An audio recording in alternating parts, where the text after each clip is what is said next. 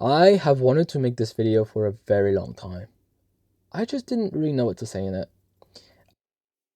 I didn't know what it could bring to you, to someone watching it.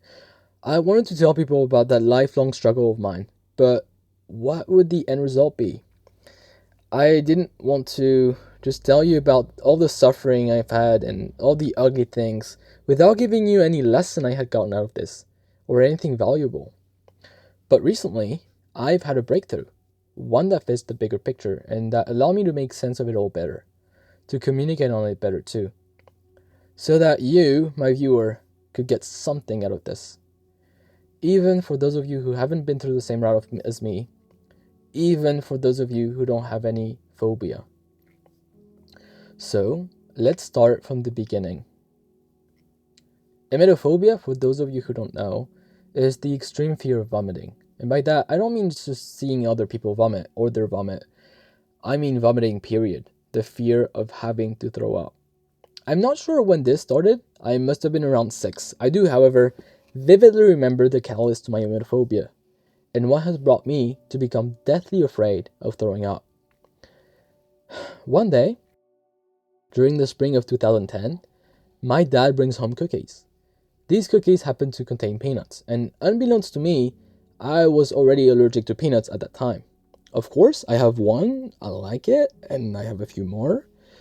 But later that day, during the afternoon, I have a terrible stomach pain that just wouldn't stop. My mom brings me to the hospital so that they can take a look at me and see what's going on. They run some tests and nothing shows up. I seem to be just fine. So my mom is reassured and takes me back home. However, on our way back home, I vomit everything that I ate that day in the car and I make a mess. Sorry if you're watching this while eating. I still remember what that was. The scene is still crystal clear in my memory. But in retrospect, that event wasn't even traumatizing. I didn't feel too panicked or turned up when this happened. It was just a kid throwing up. It happens all the time, and very few end up developing an emetophobia. Fast forward a couple of months and a few visits to the doctor. After my face got swollen on 2 occasions, my mom approached me with a weird stick, the length of a pen, but thicker. That's called an EpiPen, sweetie, she tells me. You're allergic to peanuts, and so it's very important you don't eat any, as your body doesn't like peanuts, and it will make you very sick. If you ever eat some and have a reaction, this is what you need to use to get better. Of course, I don't remember the exact words she used. I was 6. My memory from that time isn't clear. I do remember, however, that from one day to the other, I couldn't eat the same food as everyone else at the school cafeteria, and that I had a new and pretty serious responsibility, avoiding eating peanuts at all costs. And to this day, it is still a big hurdle. Anytime someone proposes me food, I have to awkwardly decline to ask what's in it first, which has saved me on many occasions. Or I have to decide if I want to take the risk when I'm not sure if it's peanut free. It seems like a straightforward choice, but with time, you become less risk avoidant and more trusting. Probably not a very good thing. But also, I don't remember anyone ever telling me directly, if you eat peanuts, you will die. I remember that I had to read in between the lines and understand it from the adults' attitude around me every time I needed to eat something. Reading labels, asking questions, researching, planning, all of that was involved when I had to eat something, and the adult in charge of me always took it to heart. I mean, obviously they were right. It's not something to be messed around with. And that is around then that deep inside my mind, a sickly seed was planted. I associated eating peanuts with death. And it so happens that when I ate peanuts, I threw up. So my brain was quick to make the connection. Throwing up equals dying. And I will be lying if I'd say that 15 years later, I had learned to erase that connection. All of these years, I have dreaded and still absolutely dread throwing up. I have been deathly afraid of the feeling of having to throw up. A simple feeling of dizziness or nausea can still send me spiraling down into a serious panic attack. And if you think that this is stupid, you're right. It's baseless. It is like if someone was afraid of sneezing or coughing or peeing. It is something that the body does naturally and for good reasons. In fact, in many situations, throwing up actually saves your life. I know all of that. But nothing will do. My subconscious has thoroughly associated throwing up with dying, and it looks like that connection isn't going away anytime soon. You might be thinking, okay, you have panic attacks when you feel sick or when you're about to throw up. Why would that qualify to be a lifelong struggle? I understand how it could be perceived this way from the outside, but in the case of emetophobia, it isn't as simple as this. Have you ever felt kind of depressed when you had an indigestion or an upset stomach? Or have you ever felt a pain in your abdomen when you were nervous? Or have you ever had an altered digestion from being anxious?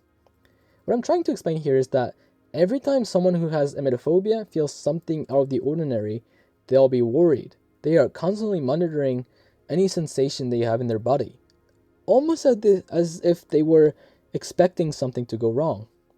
Their worry will affect their gut and digestion, and the sensation will worsen, and the cycle goes on and on. Because the gut, whose responsibility it is to digest food, among other things, and the brain are in constant communication. One's well-being affects the others, and conversely. This is an outright oversimplification. Please don't come at me for this. It's just to explain why emetophobia is so complicated. At the base of a panic attack is a feeling outside of the ordinary. It might be a feeling that would quickly be dismissed by someone who doesn't have emetophobia, but for someone like me, this feeling will be carefully listened to, analyzed, amplified, interpreted, and it will set off an alarm inside my head. When this happens, I have a small ritual. I touch and rub my stomach from up to down just to tell the food inside, stay in. I will touch my neck, rub my scalp, feel my pulse, and then doing all of that will make me more anxious, and being anxious will make me more nauseous, accelerating my panic. It is so familiar at that point. Usually, I'm quick to recognize that this is just another panic attack, but then my twisted psyche takes over. What if it was different this time? What if the alarm was real this time? What if you ate something that had gone stale? What if you ate something that contained peanuts? What if you got sick? The reassuring idea that this is yet just another panic attack will be drowned in all the theories and scenarios that quickly get made up in my head. And the worst part is that I'm almost always with other people when that happens. That's no coincidence. Having other people around me is another anxiety-inducing factor. There's the fear of being sick around other people, vomiting where I shouldn't, disrupting everyone's day. And there's of course an objectively easy solution, just to tell people around me that I'm not doing well and that I need some fresh air or have some time alone. But you have to realize that a panicked state is far different from a normal state. I lose pretty much all my common sense. For some reason, admitting that I have a panic attack will make what I'm afraid of more real. Having the attention on my panic attack will make things worse, and I fear it will make people think less of me. Not to mention that I have often been judged for my phobia. So I just suck it up and act as if nothing was happening. But from the outside, it's pretty clear that something is wrong. My body language is all over the place, I sound and look nervous, my mouth is dry, and I can't stay still. Sometimes, I will gather the courage it takes to invent an excuse to get some fresh air or to get some time alone. Other times, I will try to distract myself with a conversation, but my mind will be elsewhere. My field of vision will get narrower, and I will have the eerie feeling of observing myself go on automatic, not having any control over the situation. And almost every time, I try concealing it as best I can. There's something twisted about it that enables me to stay in this weird limbo. Anxiety isn't a constant. It will go up and it will go down, even during panic attacks. It will go up for a few seconds, making my body fully tense and my mind absolutely freak out, and then down for 30 seconds, right before coming back up. And it will periodically turn on and off. And because of the stark contrast, the off phase is actually comfortable and I almost feel like I'm over it. But then it hits harder. These panic attacks tend not to be too long. I can't give you any specific length of time because it varies, but and also my time perception is completely warped when they happen, but most are less than 30 minutes. Others last hours. What I know is that they're the most uncomfortable thing I know of. I'm sleeping in my car and I have fever. Terrified. Terrified to throw up. Terrified to be sick. I hate it. I fucking hate it. It's the worst place in the world I could be right now. Mentally speaking. Okay, I'm gonna sit up because I don't feel good. Oh my god.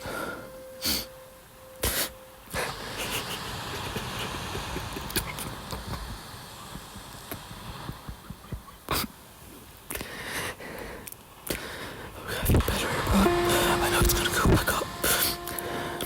Anxiety, I know I'm not done. It's so fucking scary.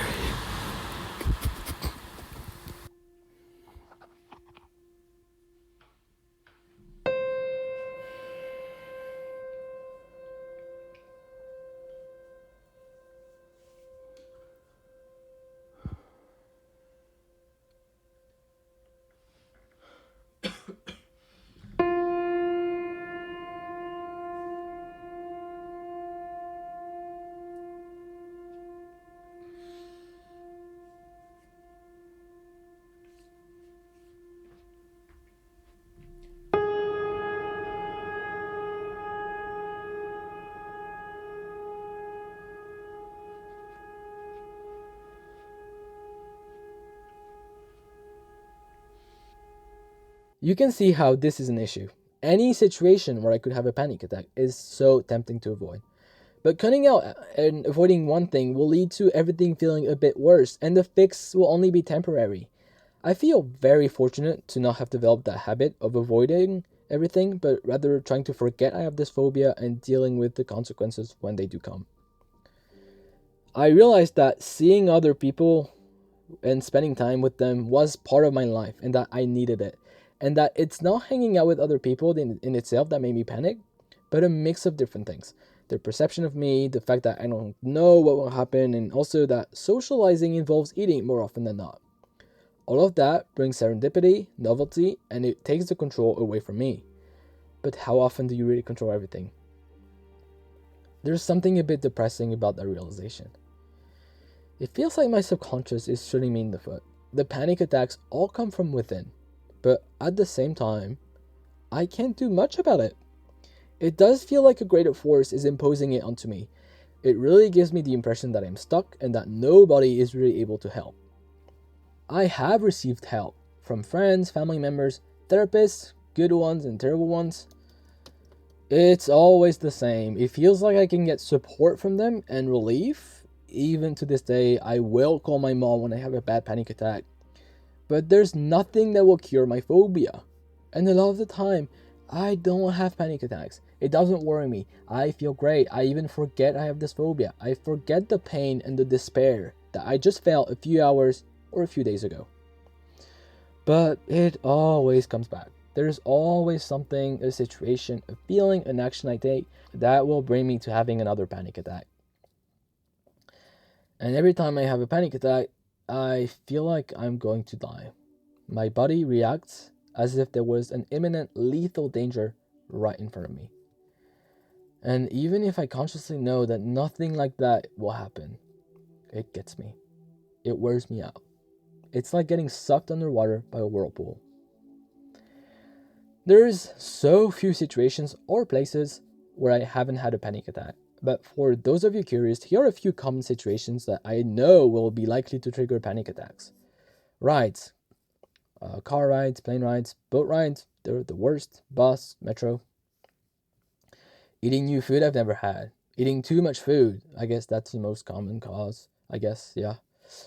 Being very hungry and having an empty stomach. Eating something that might contain peanuts. Doing cardio, being too hot. Sleeping in environments I'm not familiar with. That's the worst. I just wake up in the middle of the night having a panic attack during my sleep. Hate it.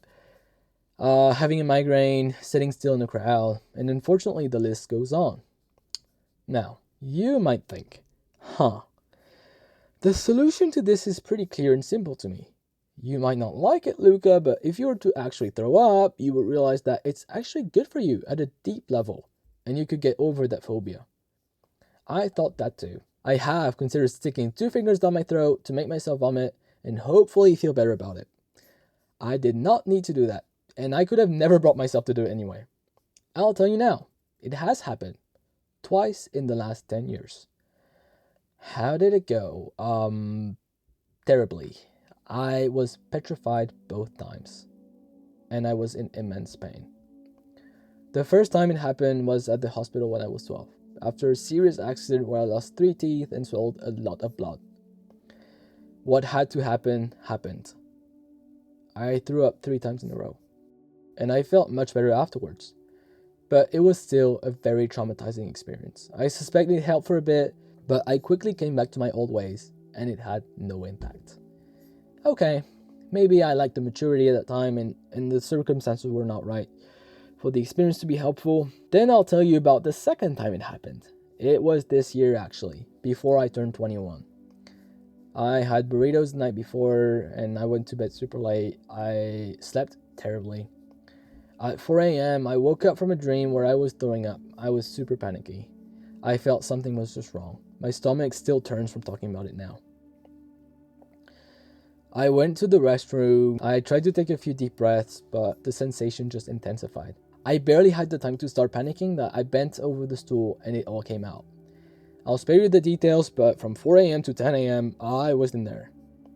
I felt a bit better every time it happened, but it still made me panicky to have to vomit again. But by the end, I told myself, you see, Luca, this happened and you lived through it and you handled it well. You will be alright from now on. Throwing up isn't scary anymore, is it?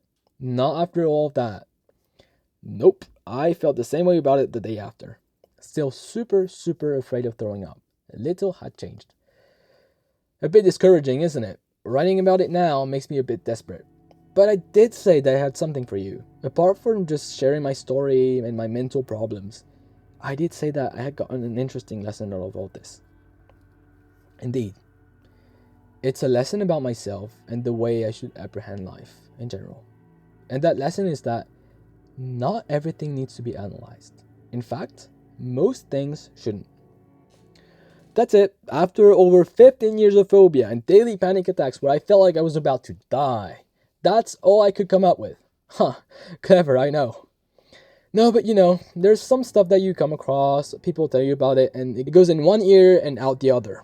The best life advice often just doesn't resonate. It just doesn't mean anything unless you've experienced enough and have the maturity to see things from the right perspective. And hey, isn't it why it's interesting and thrilling to live your own life? So, back to my lesson. Here's what I realized. My ability to analyze what's around me and retain knowledge is fundamentally a good thing. But it should be used carefully. It can very quickly turn into a frenzy. Giving explanations to what's happening, finding theories, trying to gauge everything, this is all what anxiety is. And I'm not one to say that anxiety is a bad thing. It's incredibly helpful when used in the right situation, in the right way. However, it becomes crippling when that anxiety is used to try to gain control over stuff that just isn't controllable. Oh my god, wasn't that meat I ate a bit stale? Oh no, what's the chicken I cooked and I ate 2 hours ago, cooked properly? Oh, that milk I had this morning, it tasted a bit weird. All of this thinking doesn't change the fact that I ate it. I drank it, it's done. It's in the past. And it's even worse than that. The fact that I think about it that much and obsess over what happened is actually a determining factor in how my gut feels. And it will work against my digestion, or at least slow it down. When I'm in a panic attack, it feels like I'm running away from something. But I have a giant wall in front of me.